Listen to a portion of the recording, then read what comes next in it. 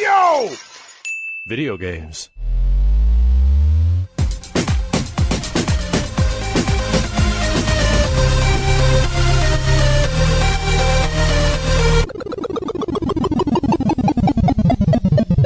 What up, dudes? Welcome back to the Yo Video Games podcast. I'm Matt. I'm Andrew. And once again, thank you to all our generous patrons who've kept us going for nearly 500 episodes. Yeah, if you're interested in becoming a patron at any level, please check out patreon.com/YoVideoGamesPodcast. Dude of the week is Fusas. Thank you, Fusas. Fus. Now, see, if you're reading that, I think PH in Thai is poo. So it'd be poo sauce. And so that's what I thought it was originally. But we're gonna assume Fusas. Definitely let me know if I'm wrong. But today we have a long time in the making episode. Zyberknight, if you're listening, he has been working in the background to get us in contact with Rick Lagnese, the PR and comms director at Madfinger Games, and they've just released early access for Greyzone Warfare. Or rather, they just did a big update. Early access has been going on for about a year. Greyzone Warfare is an interesting game in that people expect it to be an extraction shooter, but it's actually more accurate to call it an MMO FPS. It's like a persistent world. And they use the word tactical. They use the word tactical, which is different from not Final Fantasy Tactics. Yeah, not Age of Empires or something like that, or not Halo Wars tactics, but tactics and how you yourself approach any given situation on foot. It's probably the most accurate use of the word tactics in reference to a shooter, or tactical in reference to a shooter, that I can think of in years. I mean, like there's no arcadiness to, you can run and gun, but like working as a team and being tactical, it's like it's in the bones of the game. So Rick is here to discuss sort of the roadmap, one, how he got into gaming, into the game industry as a PR and comms director. Is a very fun story. His origins very similar to our origins into covering games, believe it or not. And then to talk a little bit about something we've talked about before, which is early access and sort of what that looks like for a self-published game. Why would you want to do it? What's the pros? What's the cons? And just general input on the industry. It's been a great time having him here, so we hope you enjoy this. All right, we're here with Rick from Madfinger Games, and we just realized we have a sort of a common origin story in that we all got into E3 under semi questionable instances to get our foot in the door, because E3. So for those of you that don't know, E3 originally was pretty hard to get into back in the day, because it was all the retail sales, and this is maybe before media was even really commonly getting in. So we got in. I think Matt was working for EB Games, and the first time I got in. Wow, I remember that. They're not around anymore, EB Games or E3, so I guess it's fine to say that, like, technically my first E3 wasn't even my badge. Technically, I went under an alias, a stage name, if you will. Same for me. Welsenbach, if you're out there.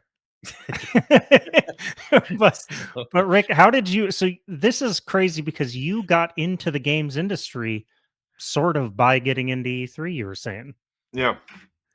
So, and by the way, excuse me, but I'm always. We caught you in the middle of dinner, but we're so happy you're here with us. Yeah, no, I'm fortunate, and the reason why I love doing these things is because I do remember my stories of the past and how I remember going all the way back to when I was a kid as a teenager, working at my grandfather's at his house doing projects, even working at his liquor store when I was 14. And this was cleaning bathrooms, dusting shelves. Liquor? You lying to me? Hey, man, oh my God. I might be in a different life or a different place if I was lying to you. But I was motivated to work for him because I remember when the Super Nintendo, or I even remember what was it, Street Fighter for Super Nintendo, when the cartridges were actually expensive, I think we paid 70, at least $70 for that then. Yeah. 90s money. Yeah, Mhm. that people have no idea. And, you know, the kids today, I'm sorry, but 20, 30 years old, still young to me. I'm 43 now. Have no idea how good they have it. Spoiled. You're not that old of a man. I'm not going to say my age, okay? All 'Cause right. I'm still young and And handsome, You look younger than me. you're the baby. You're the baby here. and I have the So- least amount of hair. Is the thing? But yeah, I mean, truth is, I worked at an indirect company for Verizon Wireless, and a Windows rep came in, and that funny thing, right? Just a little thing. Windows rep came in, and he gave us, hey, go to this link and you can sign up. It was called Microsoft Expert Zone, and that was, excuse me, if you sold anything Windows related, because then we had the Windows phones. Wow. yeah. Oh yeah. Yeah. Yeah. Yeah, shout out to Ben Rudolph, by the way. He was Ben, the PC guy. You might know him on Twitter, and he just had a viral post about a Windows phone and Apple and what Apple is doing now to what Windows was already doing. Kind of funny. Yeah. But because of that, there was like this Microsoft Expert Zone had a first 300 people to sign up get to go to the Microsoft E3 press conference. That is all I needed to hear. There was no access to E3. It was literally just the press conference. Hell So what happened is my friend Marty, who also worked at the company with me, the indirect company for Verizon, because you could bring someone if you want, and you could bring a +1. I knew he was a big gamer. And sure enough, we were one of the 300. But the thing is, and I've told you guys before we started, I've been married for over 20 years. And, we've had some times where we were really tight financially. In fact, for my friend Marty, let me borrow some money so that we could fly.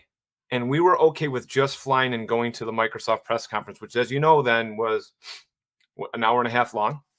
Yeah. And because ever since I was a kid, and I mentioned about working for my grandfather and stuff, what I would do when I was like, when E3 was happening in June, and that's where we did a lot of work outside, I'd go and sneak in back then my grandfather had made some nice money. So he was one of the few that had like a nice computer for that time. And computers were more rare back then at people's houses. You did not have a computer in every home. It was more rare. I didn't. I remember that. Yeah. Yeah. And all you could see was IGN doing live updates with bullet points, basically, and the time and maybe a picture. Yeah. And then you would then see some things afterward. There was no such thing as live shows then at all. Not happening, Yeah. or like a recording. I guess it didn't take too much longer after that, but I'm going like back to some of the earlier stages of E3. And I just remember how much I wanted to be there. And I always worked hard to get what I wanted. I think a lot of that is thanks to my family. But I was so, again, going all the way fast forwarding, even though it's back in time, back to that moment. I borrowed money, went to E3, and we met someone at the Microsoft press conference who then helped us get into the EA press conference where they first announced, I think that's where they had a teaser for, oh man, wow, this is really dating me too. That's when they had a teaser trailer for Elder Scrolls, not Oblivion. I'm drawing Skyrim. There was a teaser for Skyrim. Wow. I went to was a teaser for Skyrim. It's sort of crazy how cyclical this is because Oblivion Remaster just releases, and it's like there's somebody out there that got to see the teaser for that, and in 20 years they're going to be like, yeah, I was there for that. So, and then what was wild, and listen, we were talking about a little sketchy stuff. We went to the E3 and like, we're going to find a way, or maybe we'll just even be happy with being on the outskirts of E3 because we had no access and we saw everyone in line. And to be honest, we didn't know what to do. We didn't have any pass.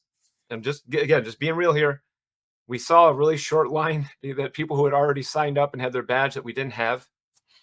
I'm just being real with you guys. And E3's we got dead. It can't hurt you. Okay, well, actually, the funny thing is I've met Jeff. Well, not that Jeff Kelly ran E3, but he runs Summer Games Fest. I've met him several times already.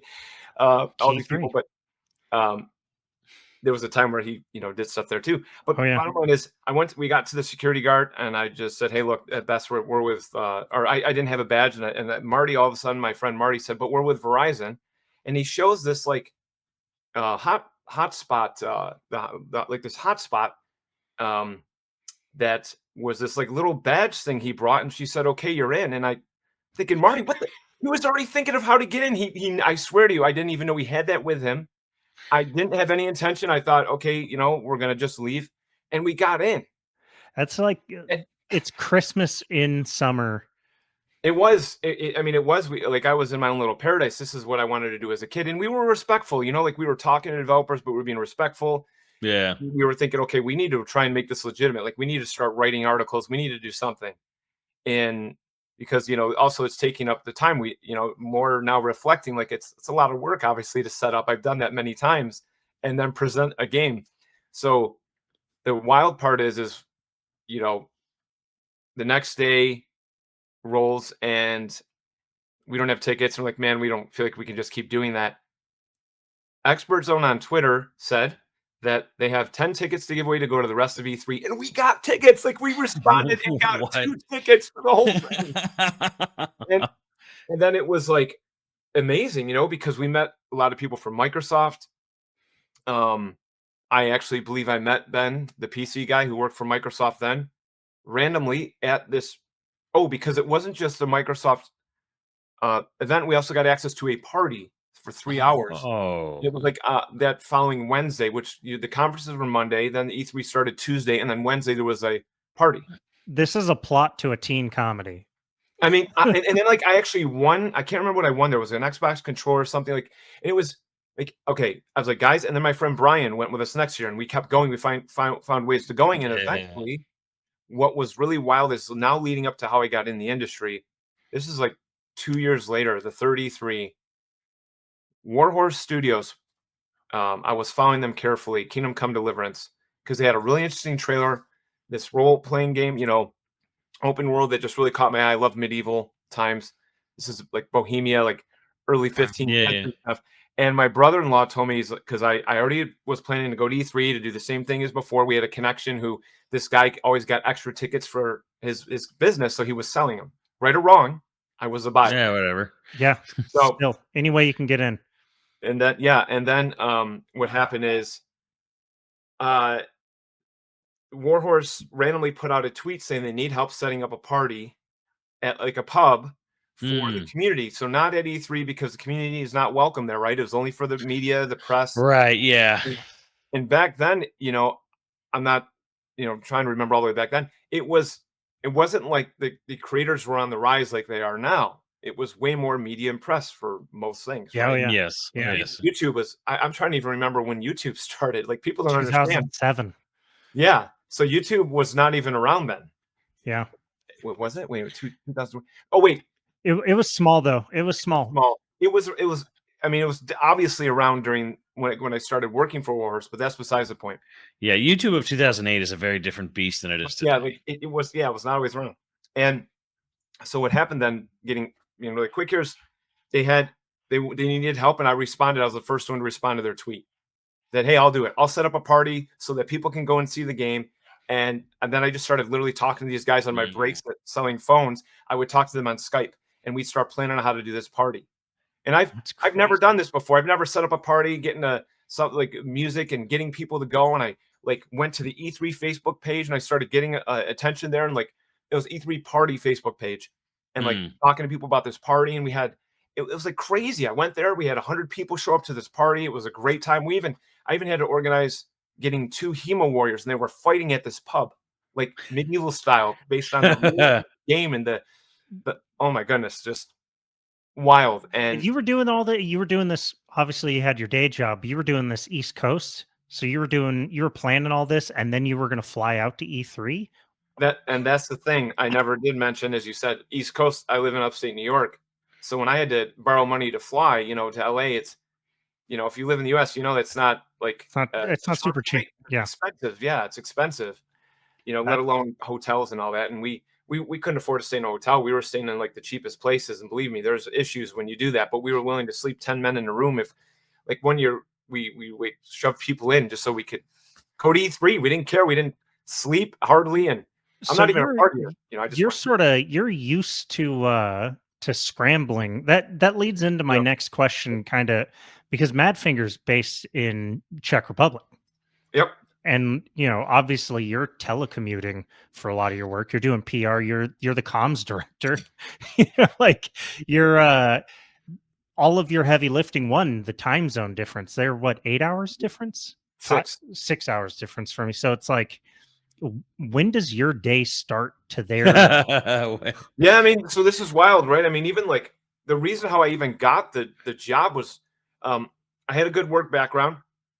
I've worked and understand the press side, the developer side, the creator side of things, and they loved my work history. They didn't know it at the time when I reached out right to the boss, like Merrick Roberts, like the actual boss, or Robert. And what happened is, trying to remember. Oh yeah, because I had already worked for Warhorse Studios. I'm like Czech Republic, right? Right. And Madfinger Games, Czech Republic. So I'm like, oh man, this could be great. And the first thing that Merrick Mara asked me is, why'd you leave Warhorse? And I told him, I was like, well, I got to the last DLC.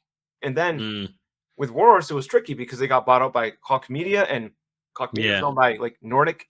Yeah. And, and then like then you have now Embracer Group, who just owns everything.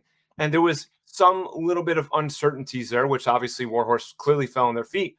But it was a decent time to leave. I had stayed through all the DLCs, unless because even like we didn't even know what the workload would be like for me. Because again, I'm working from home. For sure. Yeah. I would go to the studio there, or even Madfinger, like one to three times a year. With Madfinger, it's a little bit more, but I mostly do most of it from home. So when you say about handling comms and stuff, they were able to trust me because Warhorse gave me such a good recommendation. Like Toby, the PR manager, and JR, who used to be the head marketing manager at Warhorse Studios. And that's why they were even willing to have me. When I started at Madfinger, I started back, was it 2 Octobers ago? So we're going on more than a year and a half. Okay, so that's fairly recent though. You came in right as things were ramping up for Greyzone. You came into like the deep end, man. Dude, you said about like running, making things happen, bouncing around, all this stuff. I mean, I started with a gentleman who there was Thomas. He's still here. He, it was just him and basically me. Like we didn't have a marketing director, not a marketing manager, not a PR manager, not a community manager. So you were wearing a lot of hats. So you guys built that Discord up. You guys found the creators, and I mean that Discord's probably. To be fair, I've only been in a few of them, like of Discord specifically for developers or for specific games. Yep. It's probably the better run one, maybe the best run one I've seen, mostly because Discord will devolve the more people get involved. And I mean, you did do a separation of content creators versus community members, and I think that helped in turn, at least for like us following along with information, because that's something we'll talk about with Greyzone. Is like it is a dense game. There's a learning curve. Yes, but like I did want to compliment you on that, because most of the time Discord, the server can devolve and be hard to follow anything, and it's clean. Well, credit where credit is due.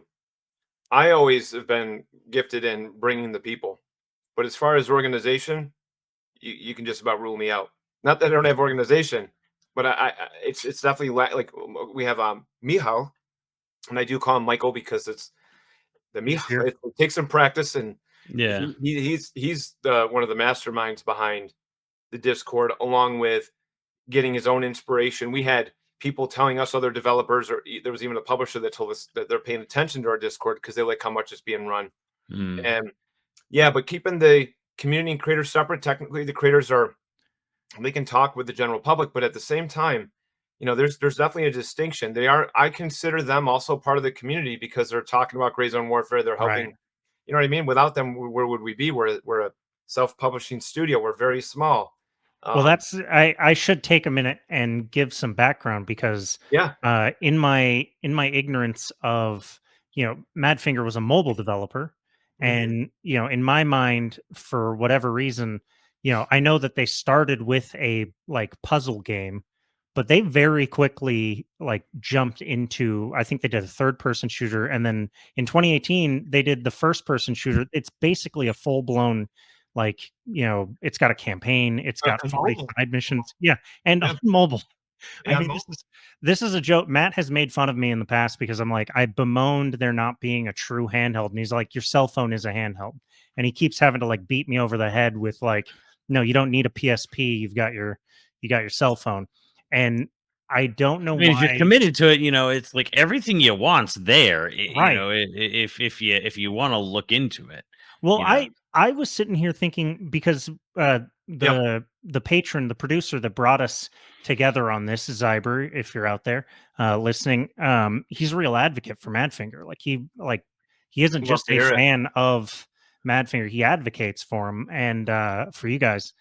And he was saying like, no, no, no, what they're doing is impressive. The jump that they made to PC, that you guys made to PC, people are thinking this is like a you know a leap from a puzzle bobble to it's like no, there's several shooters in between here, and then this is ambitious. Greyzone is Yes, wildly Yeah, because ambitious. because I think from him I saw the screenshots first, and Oh yeah. I was like, what the? And he's like, oh yeah, well, I'm like, what are they? I'm like, who did this? And he was like, oh, Madfinger, and Mhm.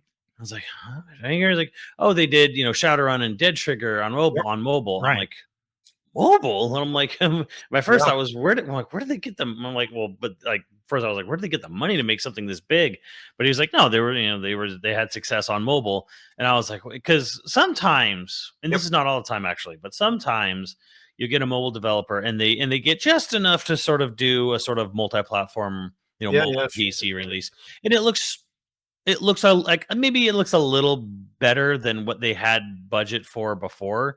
But yep, then there was like this, and this happened. It's not the only time it's happened, but like with this one, it was like, oh my lord! Like they It's went a leap. from Yeah. because it was yep, like it was an early Unreal 5 game, and he knows I'm a big, and my thing is one of my big like obsessions is environments. I'm an environments guy. okay, yeah, So I think that's why he was like you gotta check this out. Gotta check this out. And he yeah, knows I like, and tropics is also a thing. Andrew knows that too. Like I'm a big environments and tropics guy, and I'm like, whoa, what in that? Just like looking at the footage of it, and then eventually we were in like the really early one, and I was just kind of like, it was fun watching a helicopter take off and land, Yeah. just yeah, just in the environment with the way that the trees and the foliage interacted and stuff, and I was like, huh. yeah. And hey, if I may too, I mean, some of these guys actually came from it was 2K Czech back then, and Oh, they I know. made Right. Yeah. Okay. Yeah. Yeah. Yeah. Hidden Dangerous. So or hidden what is it? Hidden and Dangerous. So Yeah. And yeah, these guys do have some deep AAA experience as well. We certainly have young guns. I mean, we have a actual young team too in general. I mean, mm, it's kind of varied slightly, but yeah, we there's definitely a lot of first time experience with things. But Greyzone Warfare was, even almost considered for mobile too. But the really quickly is like, no, we can't. Um, I say I wasn't there in this part, of course, but we need. This was always something that Mara wanted to do. This was always something that he wanted to build this type of like open world game, very immersive, very realistic. And he, a lot of the people at the studio loved the games like Tarkov or Ghost Recon, Yeah. DayZ, and this game. What Mara wanted to do is he wanted to make it more open world and not so much like PvP focus, but PvEVP, where with there's the emphasis on the E. And as you may be well aware, this update certainly did help with the PvP. We Oh it's yeah. very important to us, but he wanted to make a game that was a little bit more approachable, which we've very much so proven that with starting in the base with, and you're getting help by people because it's an older community. So they've learned a lot of things from other games, but they wanted to make it very different. That's why we're not even calling it anymore an extraction shooter, because it's not 'Cause supposed it's to be not. like Yeah. it's a game. But if you play it, it actually is more like a tactical MMO FPS in yeah. effects. There's the big update though, the Winds of Winter, and going forward Wins the beyond war, Winds of but we're War. good. War. I say war. God, I did it again, didn't I? I was like, well, No, I did it three Yeah, I times thought while it we was were Sunday. streaming it. Yeah. right, Winds of War. When I was like, I did it again. The update Yep. did some particularly. It sounds minor, but I feel like it's so big in a Mhm. sense with some of the quality of life updates with sort of how quest lines Yeah. work. Yeah. And, Oh and yeah. you kind of you can just complete them and start them out in the field now, Yes. Because before it had like go to you go to talk to someone, you talk to someone in base, go to base, like leave your your base camp, come back to complete them and yada yada. But now it actually did this. You can just complete it as if it's like, okay, go investigate this thing, you go and investigate the thing, and then you have your answer. Yep. You can now it's just you complete the quest while you're there. You call back and say, guy's That's dead. like the most. So- That's what they like the most because of all the going back and forth to the fob. And in 0.1, it was a little bird simulator. That's what everyone was calling it. It's a lot. It's really cool. It is very cool. But when you're on the 20th one to go back to get a mission or to like get water, then it gets rough. I think the outposts is probably my favorite addition besides the weather. The outposts makes life, yeah, it makes life so much, and it's something worth fighting over. It's one of the, Mhm. so I love PvP. I recognize that the early problem of people camping Mhm. landing zones. That's another thing that the outpost really helps with. Mhm. Um, that early problem, I knew that was going to happen. You guys were on it, I think, within maybe a day of people bringing it up. But like PvP in that game is just going to be intense forever, and having Oh yeah. more things to fight over rather than like people scoping out missions. I think that was a worry that I had, is like they're just going to camp a mission area and Mm. sort of just pick you off as you're dealing Yeah. with the environment or with like NPCs. Having outposts and stuff worth fighting over. Oh, mortars. Okay. Yeah. That's great. Mortars are the coolest. All right. There's a couple. The weather is cool. I love stormy weather. I'm down in the deep south, and so like storms down here, thunderstorms. People think they've been in thunderstorms, but if you haven't been one in the deep south, you don't know. And it's like artillery going off. So weather effects in the game being just like the thunderstorms, and I've never been hit by lightning, but I heard a couple people say that you can be hit by lightning. Um, in the middle of a gunfight, that kind of stuff to worry about, and like rain so thick that you can't see, more than 10 feet ahead of you in night vision. Like that's cool. Hearing about how it's based on real weather patterns for the area you guys base the world on. It has to be. It's like there's no other way. Yeah. But mortars are, you know what? I said OPs are my number one favorite. No, mortars are my favorite thing. I bought during the recent test. I bought like a ton of mortars, and I did an actual mortar drop on an OP that was being held by an enemy team. And like Okay. everybody was just like, every second, just like I dropped them. I nailed it perfect where I did like a perfect L pattern and just like killed a whole team with them, and I was sold. Like mortars worth every penny. They're great. They're They're great. amazing. But Um, if I may, real quick. yeah, oh yeah. So we talk about these things and they're great. And every time we put something new in the game, it's always just the first iteration. Like Yeah. with cops, we're still working on, for example, even it's a little bit difficult right now when you're trying to take over a cop and you're trying to contest it. Players know how to try and not make it contested. They go outside the cop and then they just keep respawning and respawning and respawning. Right. So that's just the first iteration. With the weather, you'll see like more like water levels rising and some like monsoons and stuff that really will that's why it's a real to life. We partner with what is it, meteor source, and that to get that true to life weather. So Mhm. everything you're talking about, mortars, everything, with each update, you're probably going to notice improvements with every new feature that we So add. this is actually, being an MMO, being a persistent world. The decision to do that now seems prescient because extraction shooters are having like a pretty hard time. Any new extraction shooter is having a Mhm. pretty hard time. And Greyzone, very clearly from the outside, you look at it, if you haven't played it at all, you're like, oh, it's an extraction shooter. But Mhm. I don't know, maybe 15 minutes in when you're playing it and you do your first mission, you realize, oh no, like there's no countdown, there's no ending. I am in a war zone. I have to Yeah, take this back. it's not these sort of like segments where it's like load in 15 minutes. It's like Yeah. it's not, because people with extraction shooters have this like, oh, let's do another run mentality. Mhm. Okay, let's do this. With this one is more. The thing that's crazy here is with Greyzone, you say MMO, but you can kind of play this game solo. do kind of It's just as hard. well as It's hard, but yeah, but yeah. it's also like it's not a game that you have to play with people. You have to have a squad or whatever. It's like if you want to kind of just go be a very slow, methodical, stealthy player, just kind of like on your on your own, going out, like going to some hot spots and just Yeah. slowly completing missions and doing it on your own. It's valuable. Heck, you could be a scout even by in that way for your like say you're Yeah. playing but nobody and your friends are on. You're Yep. gonna go scout. You're gonna go do these missions ahead of time, and you're gonna like learn where stuff is. And you're gonna learn about locations and enemy like AI enemy spawn points or not spawn points, but just like where they hang out. Where's Yeah. like okay stuff like that. So you can be your own team's like own Mhm. reconnaissance. Yeah, and you brought up some interesting points too, because the whole persistence things. I remember um, seeing some like landmark play or even Jesse Kazam in his podcast, where they just couldn't at first understand how you can even go back and get your body or loot your body kind of thing. Right. And excuse me, there's the more of we do focus a lot on realism, but we try to make it fun. We try to find the right balance, and that's why we're always making tweaks.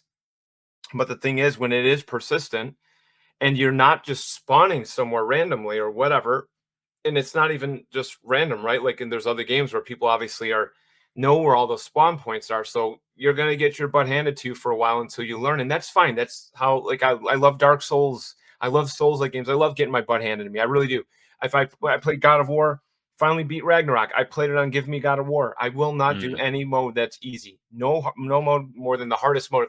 I remember playing The Last of Us when it was And like you've been married 20 years. You're a glutton for punishment, is what you're saying. yeah, absolute punishment. So, but we obviously try and find the balance, and the approachable part is again, you're going in that fob, you're taking your time, and you kind of can go at your pace. It is meant to be more like a sandbox. So we're getting more like that sandbox approach, where you can choose to use a little bird, but you don't really have to if you have a good team and you're going from cop to cop, and you know what I'm saying. Like you might use Yeah. it a little bit to go to LZ to LZ, but if you have to keep going back to the base, it's because you're not patient. You're not captain, you know. Or you're Guilty. really a bad player. I mean, which I'm not the best player, so I can see that happening. But No, there's I'm definitely guilty. when you enter in the game, right? Because it's a living world. So when you enter in, you're not starting from scratch. You're not starting with a timer. Usually, chances are there's already stuff happening in the map, right? Yeah. So that's another thing too, and it's nice because you're in a living world. Yeah, different servers and such, but things are happening, and so you can play it solo, as you mentioned. You can play it with a squad. In my opinion, I like playing more as a squad. But when I Oh, played my for first sure. playthrough, I did mostly solo and PVE. And that's the other thing, right? It's nice. You can do PVE, VP, or PVE. Yeah. Well, Yeah. yeah, I think that's a big quality of life improvement from the very early access. Um, because running into like decked out players gonna be rough. Gonna be real rough. Although I found that the strat, and I don't want to ruin this for any new players, but the strat really is just get an AK. All that cheap ammo from NPCs, just for the first area where you're doing all those missions, just grab an AK off the ground and get to Yeah, yeah, and that's what I did a lot. And then we still the M4A1 is still kind of overpowered. We still are it. Is. working on the balancing and stuff. But the AK-308, that was a nice addition in 0.2 that you could get towards the end. And then you have the new weapons and stuff, and like SVD and MCX and stuff like that. But we have variety, right? It's great. And in 0.1, you couldn't even hardly use the shotguns. Now the shotguns are better to use. Shotguns are much, much better to use now. Yeah. Yeah. Well, that was another thing is like in 0.1, um, the medical system, the healing system, the Yeah. field surgery system is super in depth. I mean, if you're going to play with a squad, one of your guys is going to be the medic. He's going to carry just like loads of medical. Unfortunately, every time we've played, our medic is hyper aggressive. So Oh, he, no. That doesn't work yeah, well. he loves carrying all the like medical supplies, but he just charges. He uses a shotgun. But yeah, you're going to have a medic. You're going to learn the medical system. I remember that being so intimidating. Now there's more of a call out of what you need to use. Yep. You don't have to like hover and hunt for what your injuries are. I think that's a really good improvement because I like the realism of needing a medic. It makes you less likely to try and like run and gun like Rambo.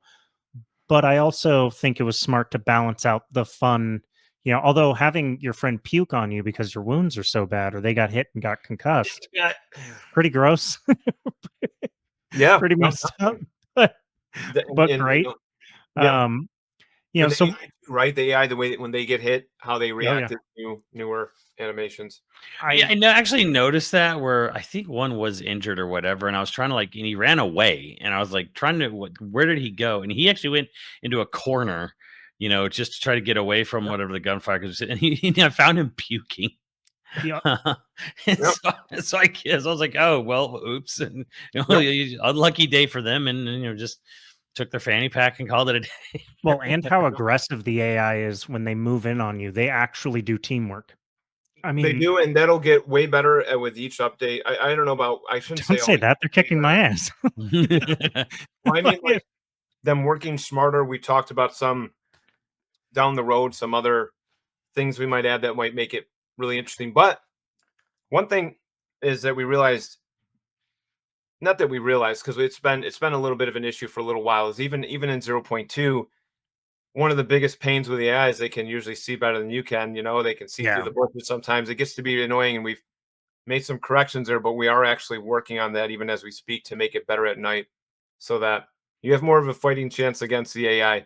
They're not called the Terminator AI like they used to be with the 181 tap, Yeah, but the they're still first lethal. They're the still lethal. first day that it was early access, I mean, getting nailed by a guy 300 meters away. He's got a janky SKS. Now, granted, yeah, the SKS is god tier for all those preppers out there, but like this dude was one tapping people. That was brutal. But you guys fixed that really fast. I didn't have that same problem in this latest Yeah, I update. mean, as far as like Terminator stuff, I saw it happen, but it was actually kind of rare for me. It would be, I'd actually be out having a pretty good time getting a lot of, stuff done, and then randomly one one out of 20 AI would all of a sudden have immaculate aim. Um, so Well, it was kind of rare, but it's always Yeah, funny when when you would get hit from someone who is with that amazing aim, because you just go immediately black dead because it hit you right in the head. yeah, yeah. So you're like, what just happened? I'm like, oh, it's a headshot. Like, welcome to real life. You're And, not but gonna speaking, know. yeah, and speaking of the health, at least you can even see with the ballistics the way the bullet pierced. And remember, with the realistic ballistics, when you get the terminal cavities, it actually, based on the rounds you're using and the impact and through armor, it expands in your body, right? yeah, So Yeah, even if it goes in, it can go in like even if it went towards like your neck, or that'd be actually an awkward angle. But you know what I'm yeah, saying? Like it pierces more than just yeah, the body part itself. It'll go in and damage your organs, right? And yeah, that's where you open up the screen and you actually realize too that it's not that we're meant to do it like color coded, but you can kind of tell if it's yellow or orange, you need surgery to stop coughing, the vomiting. Yeah, you need a surgical repair. But before you do that, the first thing, and most people go to the bandages, but you actually want to use a tourniquet. right. Tourniquet stops the bleeding, right? Because if you use yeah. the bandage and it takes a little while to put on the bandage, you can bleed out. Whereas a tourniquet stops the bleeding right away and it slows it down. So now you can take your time a little bit more. Well, I It's had this happen because my last job, I used to have to be first aid certified, so I would be getting first aid certified on the and Mm, immediately as it expired, which was two every years, right? 2 years or every 3 years. I think it was three for CPR, two for first aid. Anyways, so always on the dot, get recerted.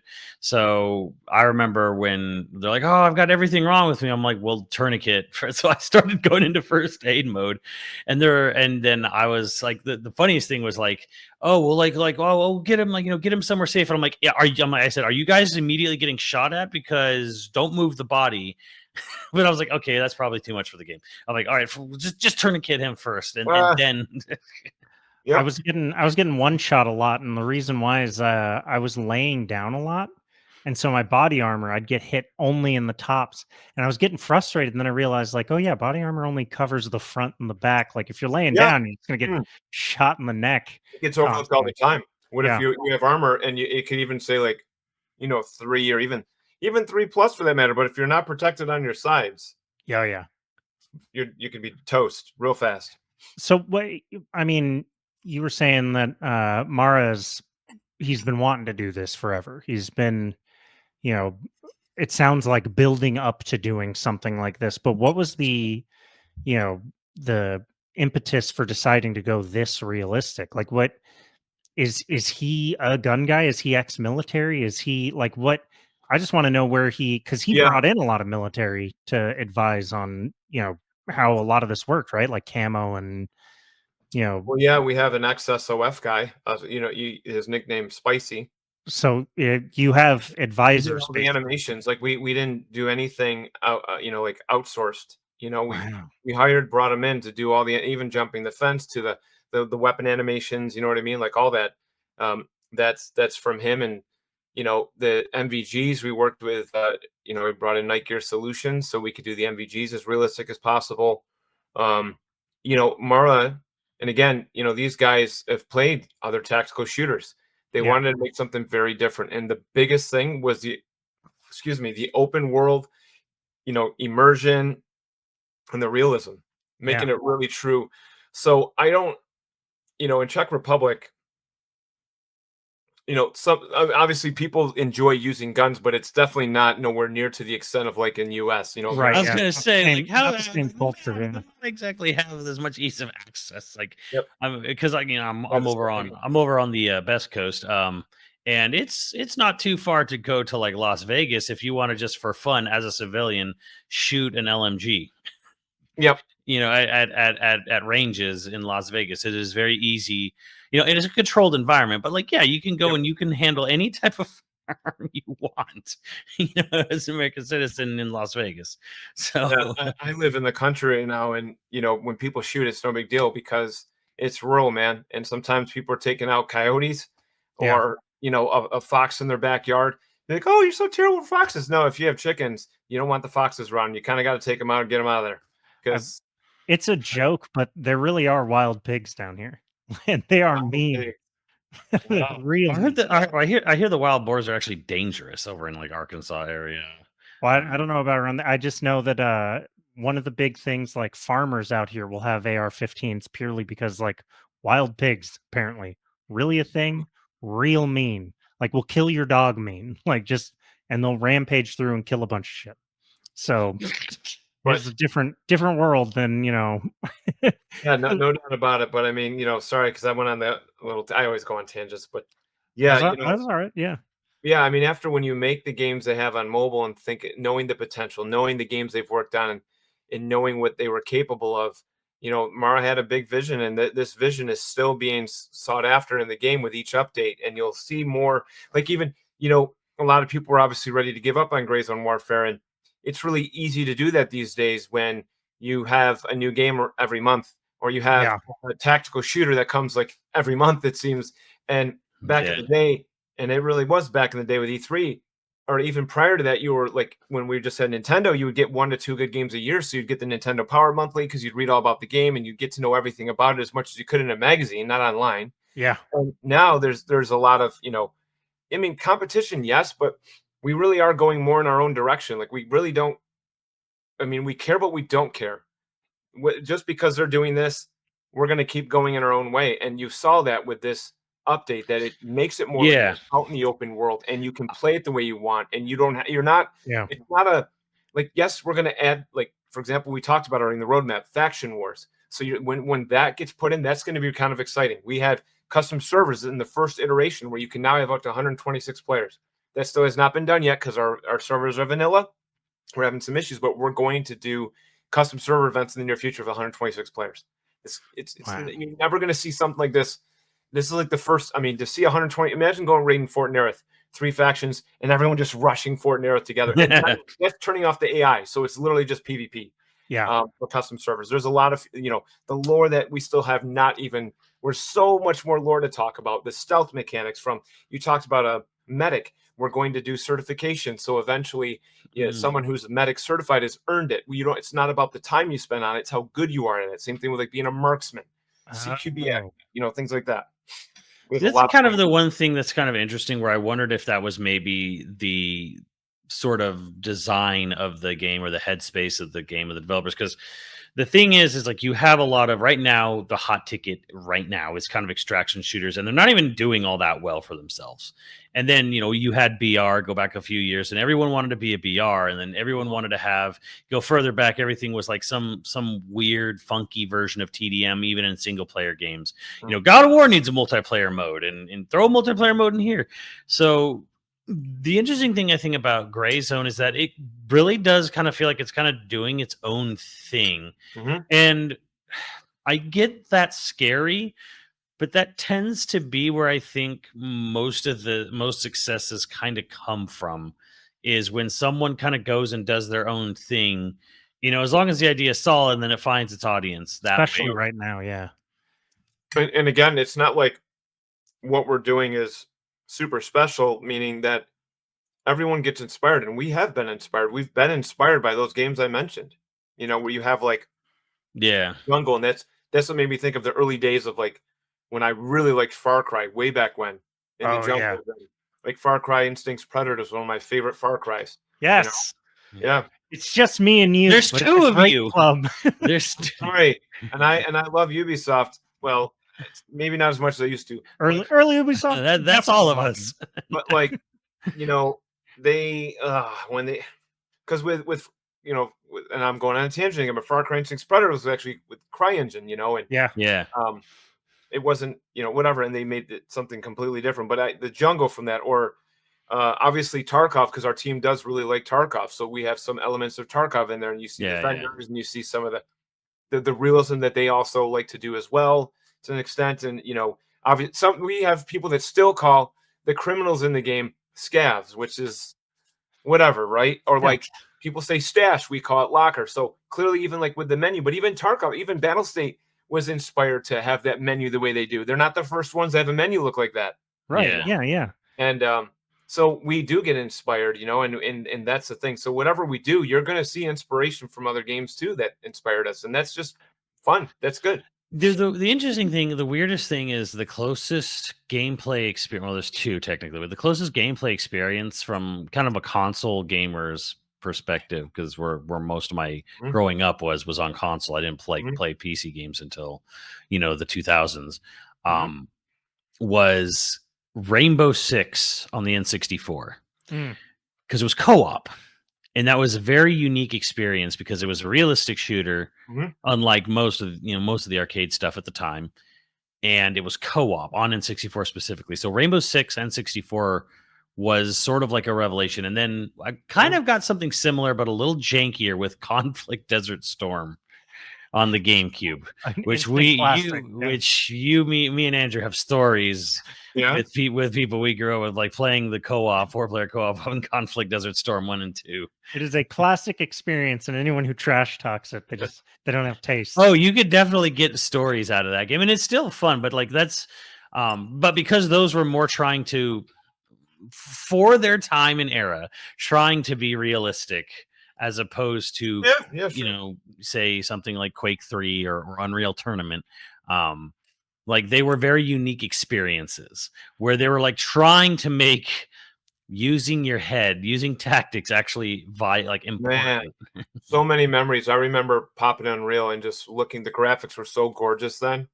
Now you look at it and you're like, it's puke, but back then, no, it's still beautiful. And well, now it's now it's a weird nostalgic like hodgepodge of just colors and shapes, I guess. But man, you say Rainbow Six, I couldn't even. I remember we had it for the PC, and my guy would be like this, and then 3 seconds later he'd move here.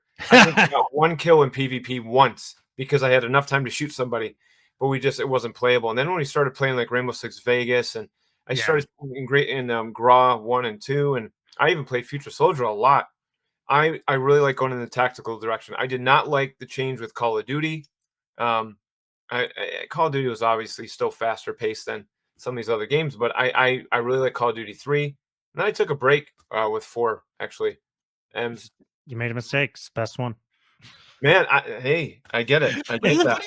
The great thing about COD, well, one, the thing a lot of people don't get about COD is like, why did COD take off? I'm like, a lot of it was just the 60 frames on console, which at the time wasn't even standard, and the leveling system, the progression system. Yes, of course. It's addictive. That's what got people addicted, was progression and stuff. Mhm. So Mhm. now you don't necessarily have to do, arcadey, spaz shooters. You can put progression systems and other things in your tactical game. You can have it both ways, honestly. Mhm. In COD, eventually, it's funny because like I'm an arcadey person, but like COD actually really started to annoy me after a while with like the butt sliding and stuff, and like Warzone, and people are just like blazing around, doing 90-degree turns at the speed of light while sliding on their ass, and just Yep. getting caught from that. And I'm just like, We're also old. Yeah. We're Yeah. old. We're slower. As a last topic, I want to talk a little bit about early access, because we've Sure. talked about access. Matt and I have talked about early access as a, for some people it's really, really good. For other people, it can kill momentum.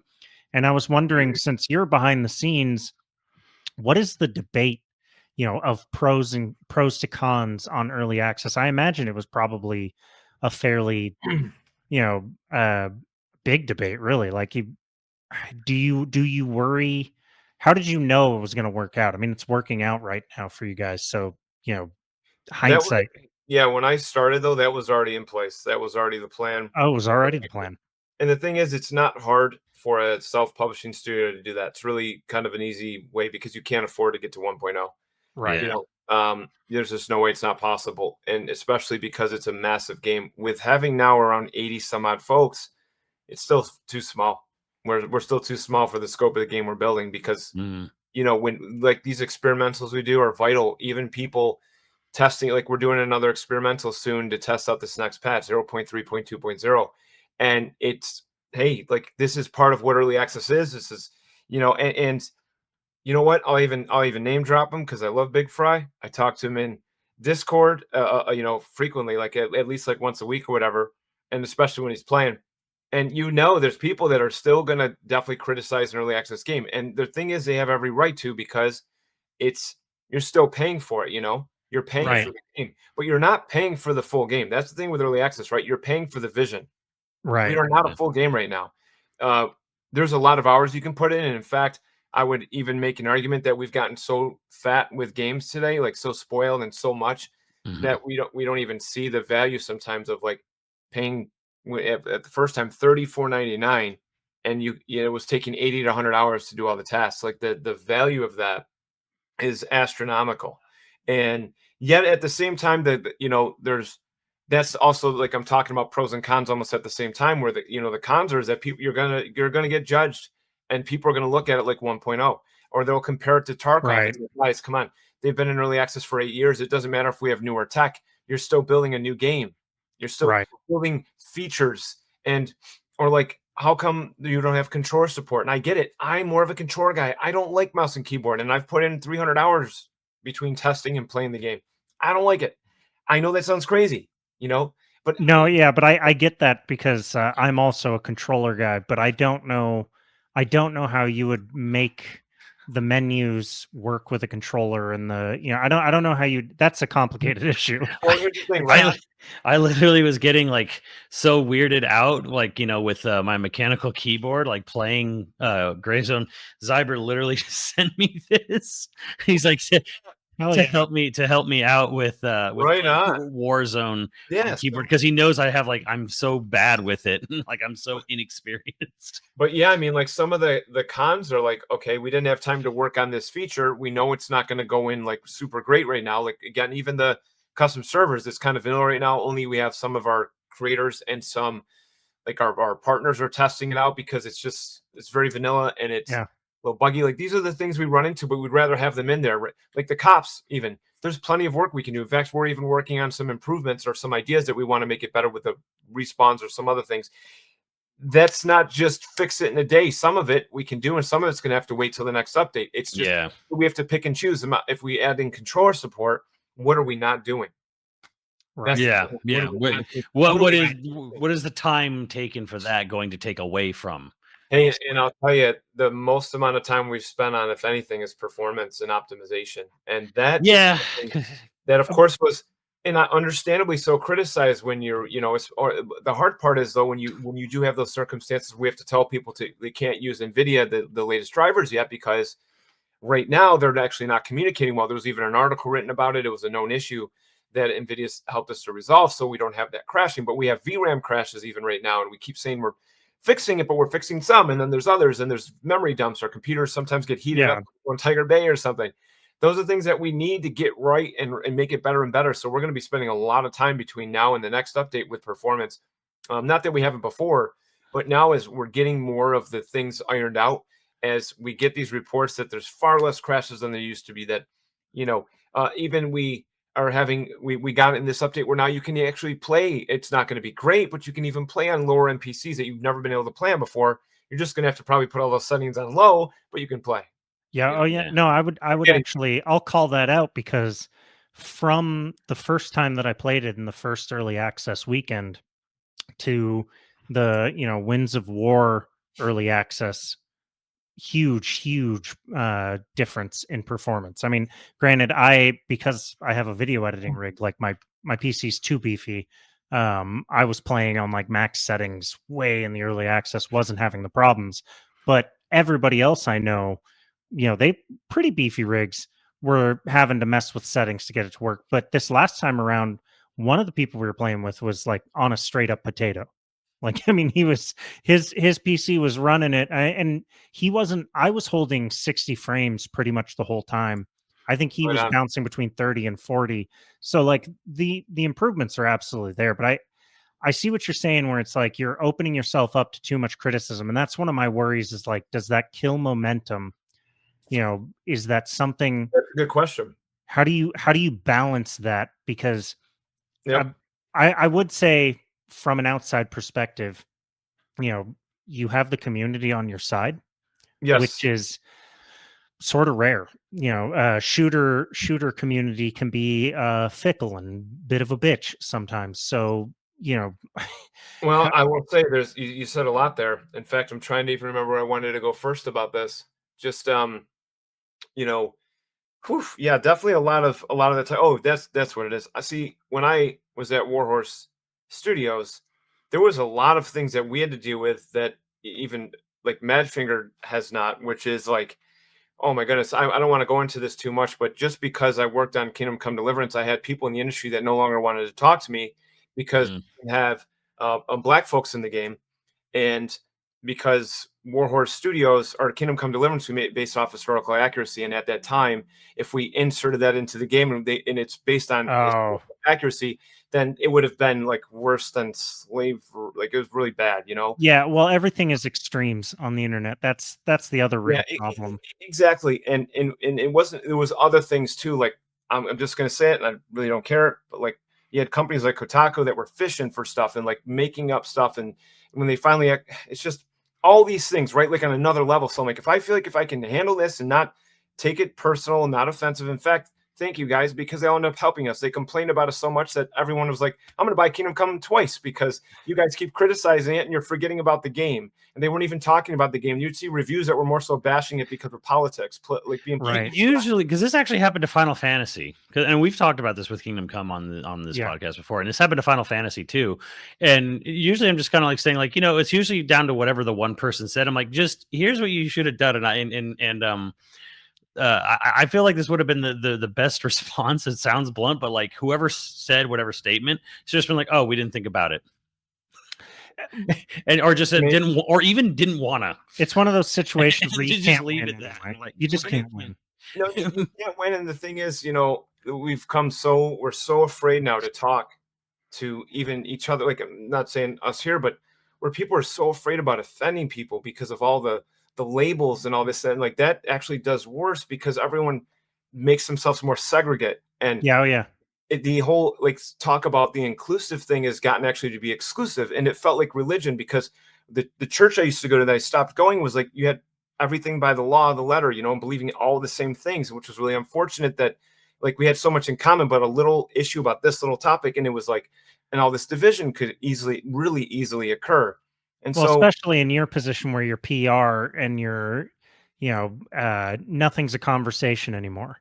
I will tell you though that when he saw people in person and stuff like that, stuff was never came up because I think, again, people behind keyboards, they become something that they might not even know they are, that they probably wouldn't be happy with themselves if they looked at it. And that goes for all of us. That's why I told you guys in the beginning, I'll talk to you guys the way I talk to everyone I know, because in the way I try and text is the way I try and talk to someone in person, and I can offend people that way, but at least you know who you're dealing with. You know what you get. That's And the New Yorker in you. maybe it's because Rochester Italians and the stereotype is true. You were like hardcore, like, oh, actually definitely not hardcore Catholic. You would say you're hardcore Catholic and you weren't. It was more just because of like Italian type, just all this stuff, right? It's okay. My mother's Irish. I'm about as Catholic as I can get. Fair enough. And all these things, and like my family just got it on the table, and sometimes for better or worse, but eventually, at least we know how we were feeling. And going now, all the way being in the industry for like almost 9 years or 10 years, actually, when I see comments like on Steam or Reddit, I realize that most of the time, it's there's truth in some of what they're saying. They're frustrated, and that's fine, and because you are still paying for something, and that also means you have to remember, you have to think about the why they're doing it. Why are they doing it? Now, of course, I could break down why I think people complain and why you always want to stay away from forums. Not maybe every type of forum, but it's not great just to sit and read YouTube comments or no, you're right. Not healthy for anybody, actually. One of the genius PR moves, and I hate it so much, from Nintendo is their PR is to ignore things. Yeah, you know what? Just pretend they don't even exist sometimes, and I'm like, I hate how much that works. But here's the thing: even if you don't ignore it, things fade over time. And the right way to fade is you make a good game. When you make a good game, what happens is it does make our job easier because as our game improves, because people start to they'll never. There are actually, that's not true. I was gonna say people have a hard time admitting it, but we've had creators say videos literally saying, "I am wrong. I was wrong about Greyzone Warfare."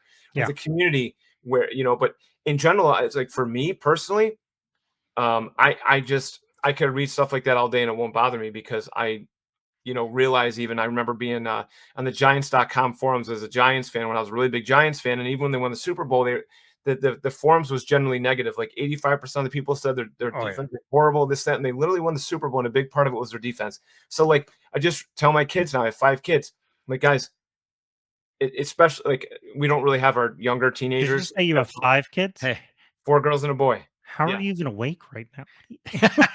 I mean, you know what? I thank God for my wife, who's stay-home mom. She homeschools, and I do work a lot. I work a lot, but man, we make time for the family. We have meetings in the morning with the family. We have prayer time and stuff like that. And just the kids can be themselves. I learned a lot from pressure and stuff and all that. When we don't pressure them like that, and they just let the kids be kids. And when you let life be that simple and you don't encourage them to have all these labels over themselves, they can then be themselves. They're not trying to be someone else or being someone else for me. You know what I mean? Make your parent proud, but do it in the way that I teach them to follow their gut, follow their inspiration, and go with that. I don't care if you go to college. College doesn't mean anything to me. But if you're going to do something, you better do it. Give it your best. Well, yeah. Well, I mean, as a West Coaster, I will say that I was so happy with that Giants win. Are you kidding? Oh well, sure. I mean, we were so happy to see the Patriots lose. Yeah, fair. So, I don't know. I mean, maybe it was negative over wherever you're looking, but for everyone here, we were like, yes. Like I said, though, I realized long ago, it's like, if we just catered to everything the community would say, we can't do that either. We're not going to do that. Well, it also wouldn't be good. Impossible. Yeah, no, and the thing is, there's going to be choices where it might seem more logical, but even with this update, it squashed so many things. Like they just wouldn't believe.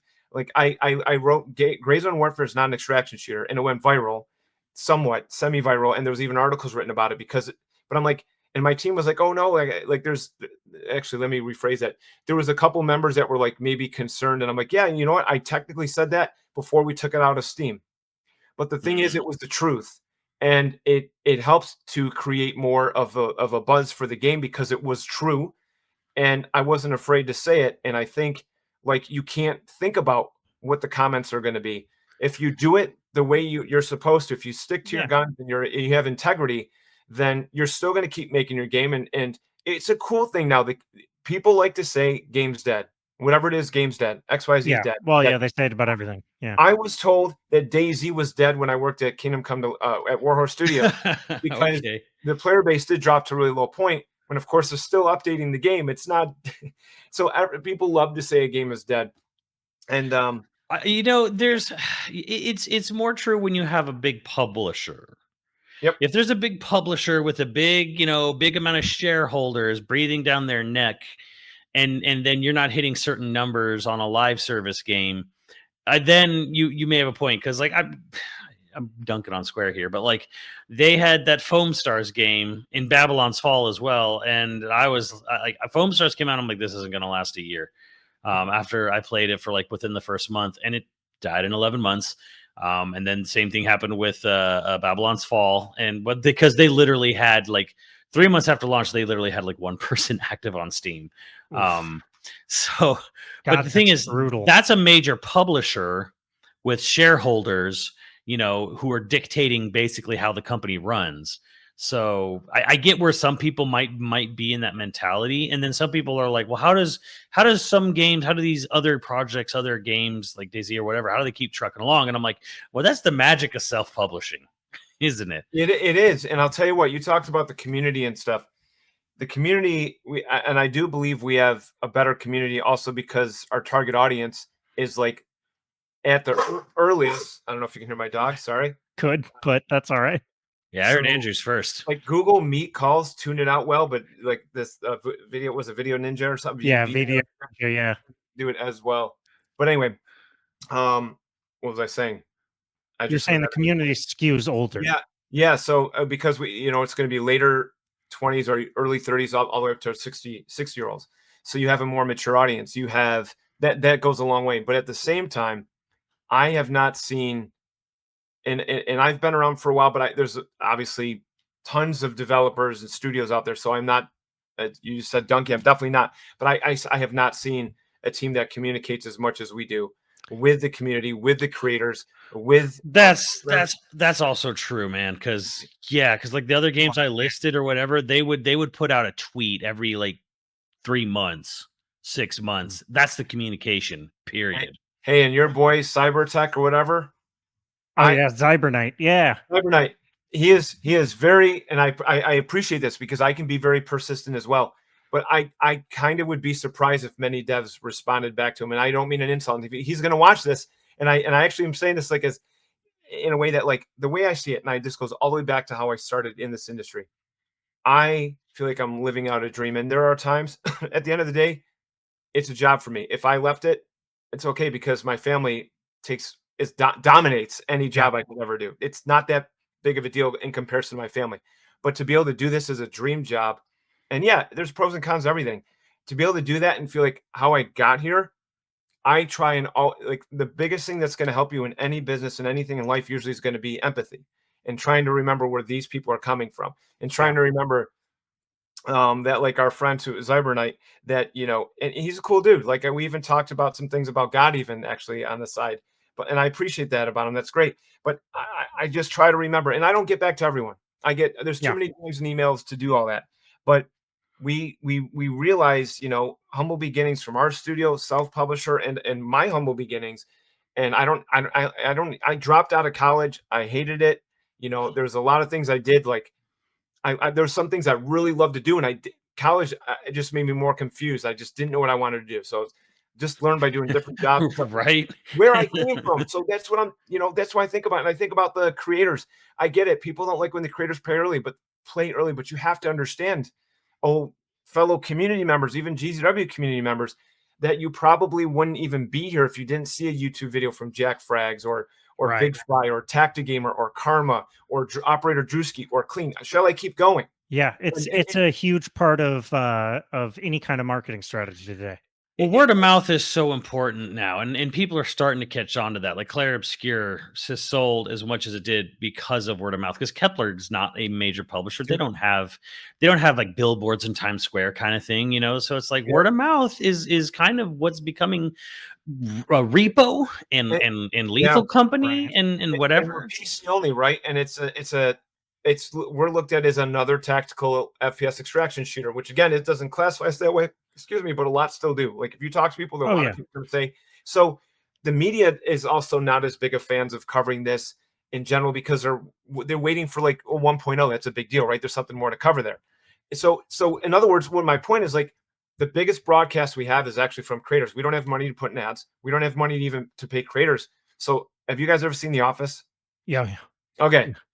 Okay. So then if you have, then you might remember where Dwight and Jim go out on a sales call. And they didn't do many of those on the show together, like once or twice, I think. And they're talking to this gentleman and how this gentleman wants to work with this corporation because they have lower prices. So Dwight Schrute calls a 1-800 number to get to this company, the corporation that can sell paper at a lower price. And it took him forever to get to a random person through an operator.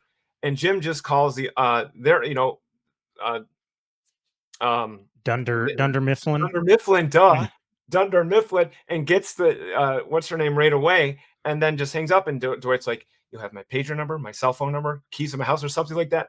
But that's how I am. That's how that with the creators. Like even now, if a creator DMs me, and there's creators that I'm working with, it's not just honestly any creator. If it's people like we right, but it's hands on. You're hands on with people. Yeah, we consistently. It's hard to put a number on it, but work with 200 to 400 creators, we'll say right now, and so that's a lot as is, right? It's not that I get DMs from them every day, or Corey Devil Dog Gamer, our creator relations manager, but I cannot tell you how many times, like I just said, Corey, I'm going to tell you the best way to reach out to these guys and the best way to work with them is to be yourself, to talk to them, to give that, to be very thankful and show gratitude, and that they don't need us, we need them.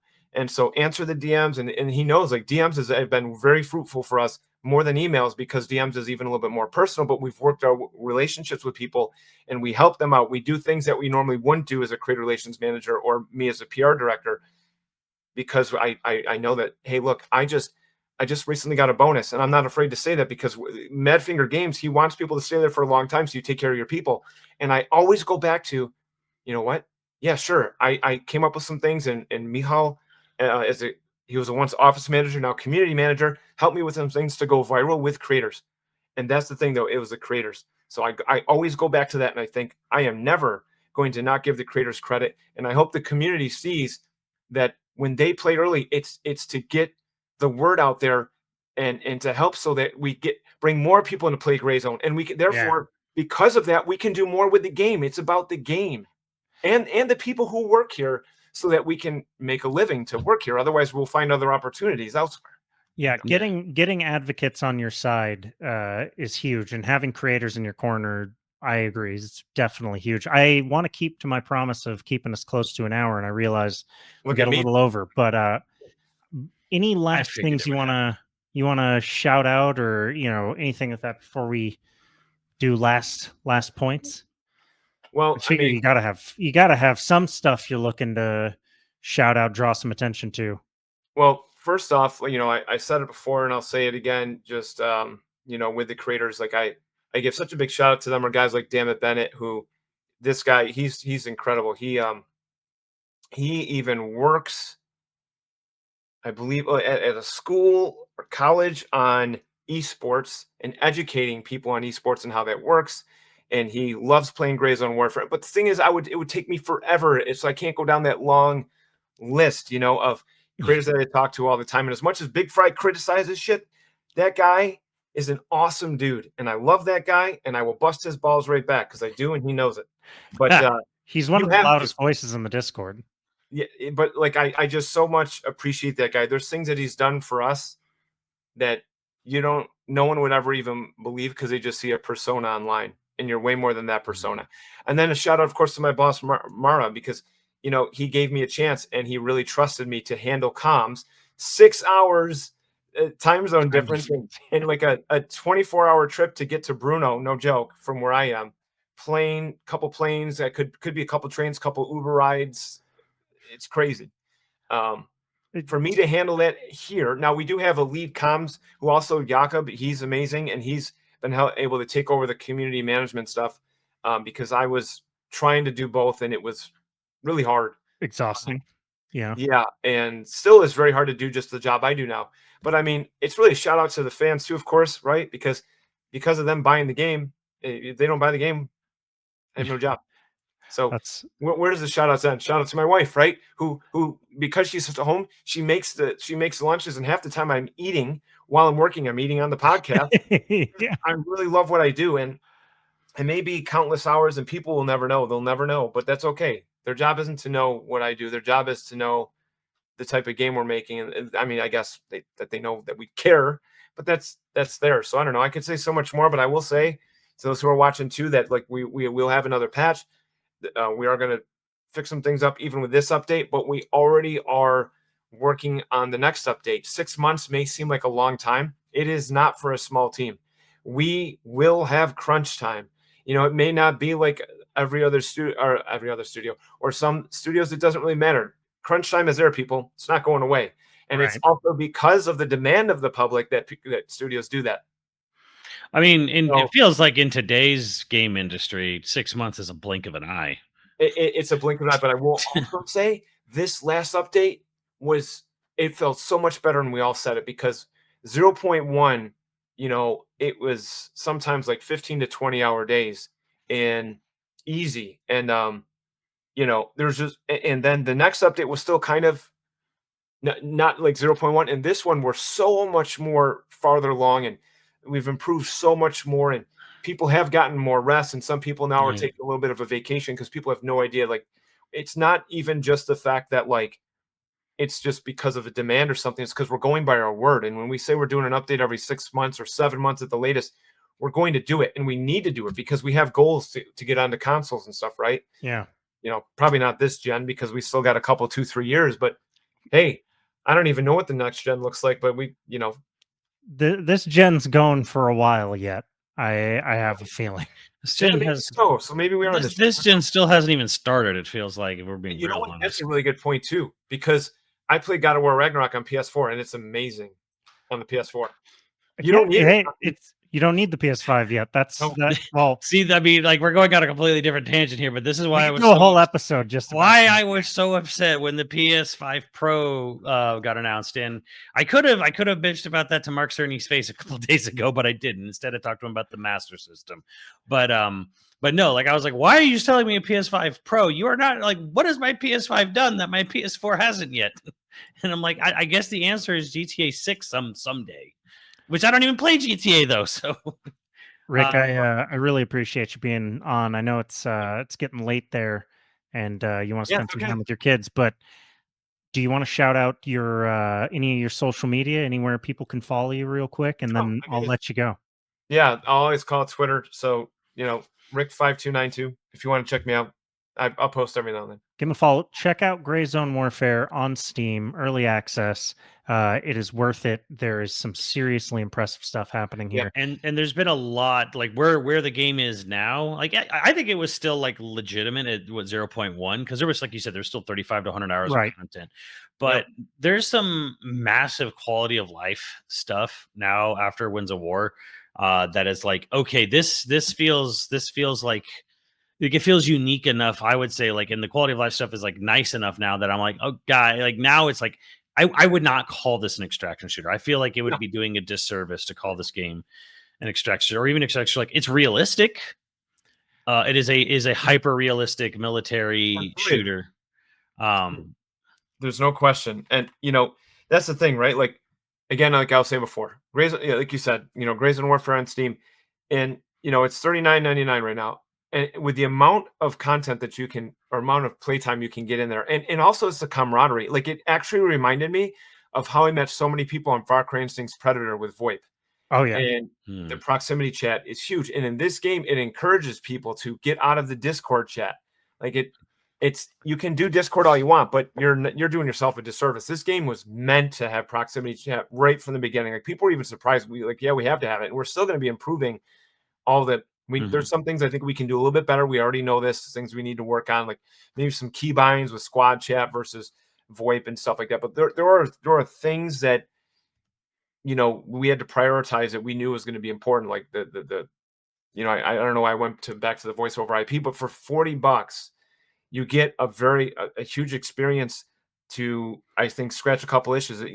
Maybe it is a little more niche, right? But at the end of the day, you will even get like Sea of Thieves type Yeah. fun as well, right?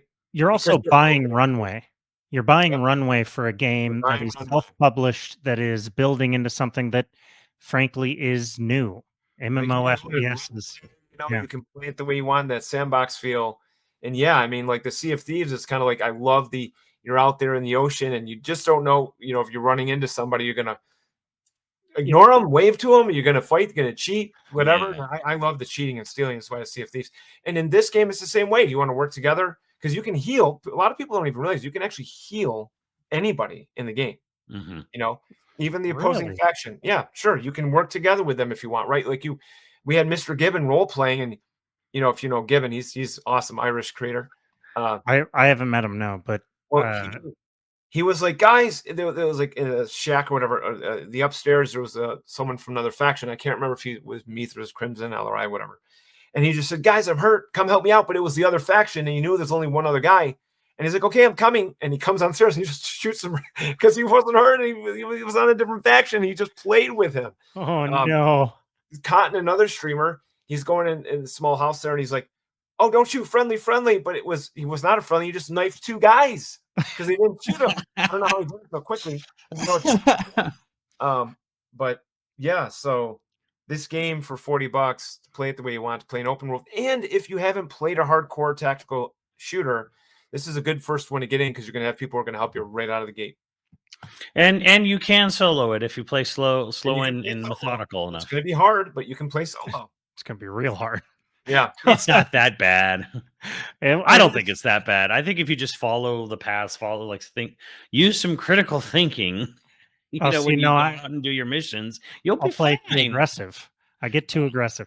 That's your All problem. right, Rick, I'm gonna let you go. I really appreciate you being here, man, and we'll talk to you later. Guys, thanks for having me. I really appreciate it. We'll do it again sometime, right? Yeah, absolutely. Well, when tigers are eating people, that's my pie in the sky dream. One day is to just have a tiger. It's probably the Far Cry part of me where it's like, that's Far Cry, man.